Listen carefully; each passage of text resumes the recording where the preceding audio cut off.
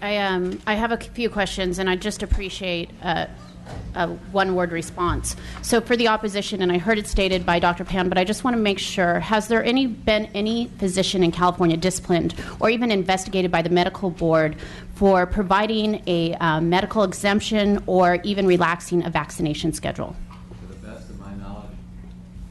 To the best of my knowledge, no, not yet. No. Is that the answer? No, the answer is no. Thank you. Is there somebody from the medical board here? Can I ask you the same question? Please come forward. If we can make space at a microphone, please. Just yes or no that you're aware of. To my knowledge, no, but for historic information, I would have to do a search of our database. But to my knowledge, since I've been here, no, for the last 5 years. Thank you. I just, again, because this is like bad information that is coming out and directed to me by my constituents, and I just want a yes or no. Is there an exemption anywhere in this bill or any other bill for undocumented immigrants to not have to have vaccines to enter school? Does anyone know of this, Dr. Pan?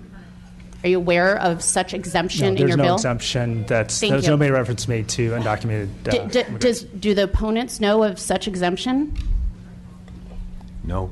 Okay. I want to be clear for those watching at home. There is no exemption for immigrants who come to this country, by the way, who are vaccinated in their own country because they see the devastating effects of these diseases, to enter our schools without vaccinations. No, I'm sorry, but there is a bunch of misinformation out there, and it is irritating and beyond belief to me that we're going to have this hearing and not address the very specific issues that are floating around on Twitter and in the media and in phone calls that make no sense whatsoever. We can debate this bill, but I want to make sure we're debating this bill. You'll get that. You need to be quiet. Wait, the sergeants will remove this member of the public. Sergeants, please. Assemblymember Gonzalez, you're doing a great job moving through your questions. Sure. Let's go to the next one, please.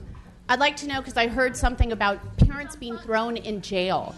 Is there anything in this bill that would suggest a parent would be thrown in jail because they did not vaccinate their children? Dr. Pan? No. Is there anything, I'd ask the opposition, is there anything in this bill that suggests that a parent would be thrown in jail for not vaccinating their child? Well, it's illegal to have a truant child, and it'll be illegal to try to send your child to school without vaccines. And I'm not quite sure how an undocumented alien documents vaccinations from the country from which they came. I'm very serious. I'm sorry, but last I checked, when they enter school, they also have to show their immunization records. I don't know if you don't take care of those kids, but they're actually kids in my district. So I just want to be very clear that they have to still show an immunization record to enter our schools. Well, of course they do. But okay, what I was you. asking, Thank you. I don't mean to be argumentative, but how do they document that they received vaccines before they came here? Other countries also document vaccines. I know it's incredible, but Mexico actually requires it for school as well. Okay. And quite frankly, so I just want to be clear, though, they have to show the school something prior to entering the school. All right. That was my question. Member Gonzalez, if you could just ask your questions, and if someone has an answer, do their best to answer it, and let's go to the next question. I heard something about MALDEF and the NAACP. I just was wondering if anyone had the actual percentage of Latinos and African Americans who are exercising a personal belief exemption in relation to the general population. Okay, so nobody has that answer? All right. I'm just curious because, we're hearing a lot of things today and previously. I would ask, and I'm sorry, I was called to another committee hearing and I didn't get to hear the attorney's qualifications or where you're from, and I trust you've stated law correctly from my understanding of law as well, but what were they?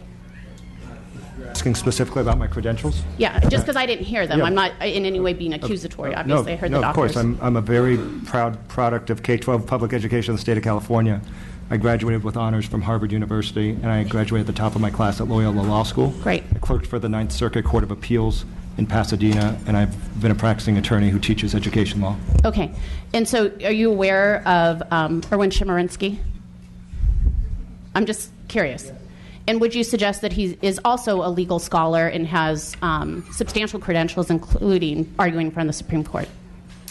I believe Professor Cherwimski has argued in front of the Supreme Court, but I'm not I can't right. speak to his other credentials. I just want to be clear because I think he is the dean of the Irvine Law School, and I think that he has written both in a way that we can all read, but also extensively on why he feels this, in fact, is constitutional under the California Constitution. And I just note that because sometimes I think, and I value that, in law we can always find two people with very high credentials, and not to suggest that Senator Allen isn't on par with you or myself aren't on par with your legal credentials, but I just do want to point out that somebody who many of us would consider one of the foremost constitutional scholars in the state has actually suggested that this absolutely would be constitutional. Are you aware of that? I'm not.